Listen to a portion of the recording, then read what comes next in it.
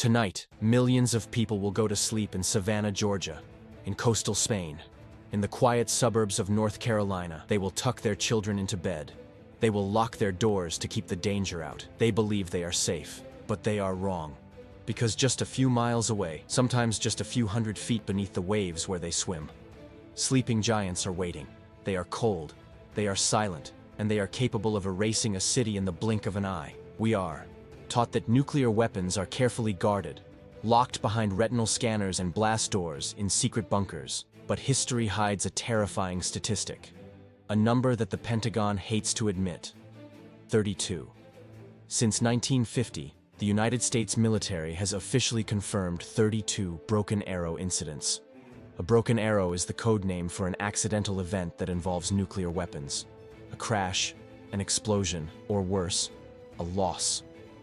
Tonight, we aren't talking about the bombs in the silos. We are talking about the lost ones. The bombs that fell from planes and were never found. The warheads sitting at the bottom of the ocean, rusting, leaking, waiting. There are weapons of mass destruction missing right now. Maybe right beneath your feet. Welcome to the scariest treasure hunt in history. February 5th, 1958. The height of the Cold War. A B-47 Stratojet bomber is on a simulated combat mission off the coast of Georgia. It's carrying a Mark 15 thermonuclear bomb. To give you some perspective, this single bomb was 100 times more powerful than the one that destroyed Hiroshima. 100 times. In the dead of night, at 30,000 feet, a fighter jet accidentally collides with the bomber. The B-47 is badly damaged. It's losing altitude. The pilot has a choice: crash with the nuke and risk detonating it on American soil, or drop the weight to save the crew. He chooses to drop it. The bomb, weighing 7,600 pounds, falls into the darkness. It doesn't explode. It lands in the murky, shallow waters of Wassaw Sound, near Tybee Island. The military panicked. For weeks they searched. They sent divers into the zero-visibility mud. They swept the area with sonar. Nothing. The swamp swallowed it whole. Eventually, the search was called off. The Air Force declared it irretrievably lost. Today, Tybee Island is a popular tourist destination. Families build sandcastles. People fish. Boats sail over the glittering water. Most of them have no idea that somewhere, in that silt, encased in rust, lies a thermonuclear monster. The government claims the bomb lacks the plutonium capsule needed for a full explosion, but documents declassified years later suggest something different. Some experts believe it was a fully functional weapon. If the saltwater corrodes the casing, if the conventional explosives inside become unstable, could it detonate? Or will it just silently leak uranium into the Atlantic Ocean, poisoning the coastline for 10,000 years? No one knows. We just swim above it and hope. If the Tybee bomb is a sleeping ghost, the incident in Goldsboro, North Carolina, was a gun held to America's head. January 24, 1961. A B-52 bomber carrying 2 Mark 39 hydrogen bombs breaks apart in midair during a storm. These aren't just bombs. These are city killers. Each one is 250 times the power of Hiroshima. As the plane disintegrates, the bombs are thrown free. Now, nuclear weapons have safety switches, fail-safes designed to prevent accidental detonation. The first bomb falls. Its parachute opens. It lands gently in a field, standing upright, intact. When the military recovery team arrived, they checked the safety switches. The bomb had 4 safety mechanisms. 1. Failed. 2. Failed. 3. Failed. Only one single low-voltage switch prevented the detonation. One tiny piece of metal stood between North Carolina and a fireball that would have vaporized everything from Washington, D.C. to New York. But it's the second bomb that haunts us. It didn't use its parachute. It slammed into a muddy field at 700 miles per hour. The impact was so violent, the bomb disintegrated and burrowed itself deep into the liquid earth. They found the tail.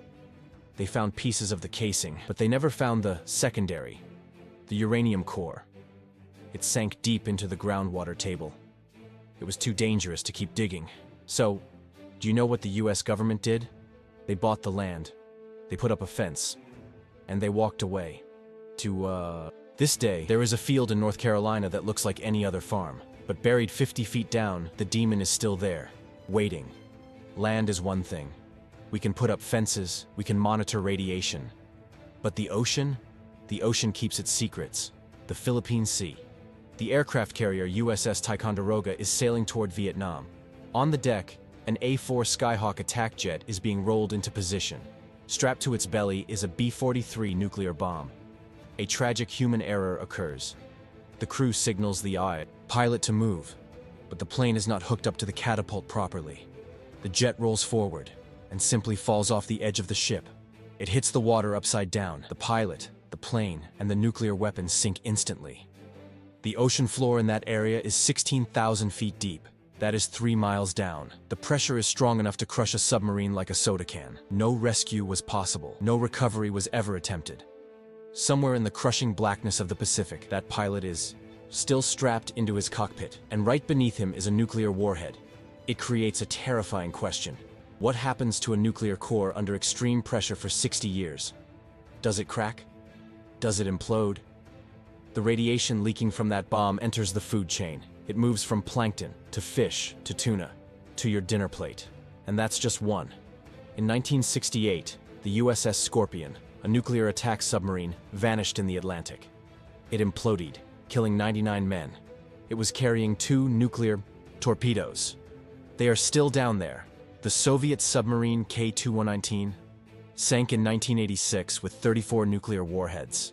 The ocean is not just water, it is a nuclear graveyard, and the steel casings protecting us from that radiation won't last forever.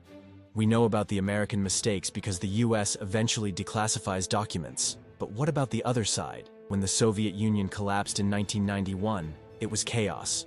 Soldiers weren't paid, generals were corrupt, military bases were abandoned overnight. Russia possessed 27,000 nuclear weapons. In the years following the collapse, General Alexander Lebed, a top Russian security official, made a chilling claim. He stated that the Russian military had lost track of more than 100 suitcase nukes. These were small tactical atomic weapons designed to be carried by a single person behind enemy lines. Portable apocalypse. Moscow denied it. They said the accounting was perfect, but ask yourself, in a country where they were selling tanks and submarines to drug cartels on the black market, is it impossible that a few nukes were sold too? Where are they? In a warehouse in Ukraine? In a bunker in the Middle East? Or hidden in a shipping container in a port in New Jersey? The concept of a broken arrow is scary. The concept of a stolen arrow is the stuff of nightmares. We like to think we have conquered the atom, that we are the masters of this technology, but the truth buried in the mud of Tybee Island, the fields of North Carolina, and the abyss of the Pacific Ocean says otherwise. We have littered our planet with the seeds of our own destruction. Right now, as you watch this video, salt water is eating away at steel. Mud is shifting. Geology is moving. These lost weapons are ticking time bombs. Not ticking with gears and wires, but ticking with chemical corrosion. We escaped the Cold War without a nuclear winter. We got lucky. But luck eventually runs out. Sleep well.